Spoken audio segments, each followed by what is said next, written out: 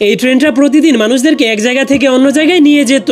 আর যখনই কেউ ভুল করে ট্রেনের রাস্তার উপরে চলে আসতো তখনই ট্রেনটা তাকে বাঁচানোর জন্য থেমে যেত। কিন্তু একদিন সেই ট্রেনের মালিক ড্রাইভারকে ডেকে এনে দেখাতে শুরু করে, আমি একটা বড় ট্রেন কিনেছি। যা দেখার পর সেই ছোট্ট ট্রেনটা বুঝতে পারে মালিক এখন তাকে চাকরি থেকে বের করে দিবে। এজন্য সেই ছোট্ট ট্রেনের ড্রাইভারের মনটা অনেক খারাপ হয়ে যায়। এরপর থেকে সেই বড় ট্রেন 1 মিনিটের মধ্যেই হাজার হাজার মানুষদেরকে এক জায়গা থেকে অন্য জায়গায় নিয়ে যেতে শুরু করে। এভাবেই ধীরে ধীরে সেখানে অনেক বছর কেটে যায়, যার কারণে সেই নদীর উপরের ব্রিজটা অনেক দুর্বল হয়ে যায়। আর অন্যদিকে সেই ছোট্ট ট্রেনটা কয়লা টানার কাজ করত, কিন্তু কাজে একটু ভুল হলেই তার নতুন ড্রাইভার তাকে চাবুক দিয়ে মারতে শুরু করে দেয়। ঠিক তখনই হঠাৎ করে সেই নদীর উপরের ব্রিজটা ভেঙে যায়, যার কারণে হাজার হাজার মানুষ সেই বড় ট্রেনের মধ্যে আটকা পড়ে যায়। তখনই সেই ছোট ট্রেনের পুরনো ড্রাইভার সাহায্যের জন্য হর্ন বাজাতে শুরু করে দেয়, যা শোনার পরে এই ছোট ট্রেন তাকে আটকে রাখা শিকলগুলোকে ভেঙে ফেলতে শুরু করে দেয়। এজন্য তার সেই ড্রাইভার তাকে মেরে মেরে থামানোর চেষ্টা করে, কিন্তু তবুও ছোট ট্রেন ফুল স্পিডে নিচে চলে যায়। এরপর নিজের পুরো শক্তি দিয়ে ট্রেনের বগিতে আটকে থাকা হাজার হাজার মানুষের জীবন বাঁচিয়ে দেয়। কিন্তু তার পুরনো ড্রাইভার এখনো সেই বড় ট্রেনের মধ্যে আটকা পড়েছিল।